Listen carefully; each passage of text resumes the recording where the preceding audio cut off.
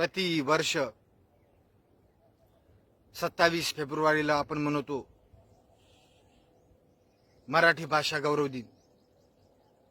हा जन्मदिवस आहे महान कवी कुसुमाग्रजांचा।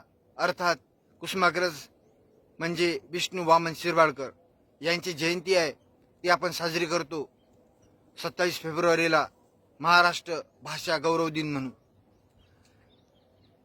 आपले संत श्रेष्ठ ज्ञानेश्वर माऊली म्हणतातच की माझ्या मराठीची बोलू कौतिके परी अमृतासीही पैजा जिंके। अशी ही आपली अमृताहून गोड भाषा आहे मराठी।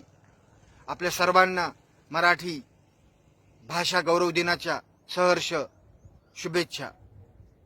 जय माय मराठी, वंदे मातरम।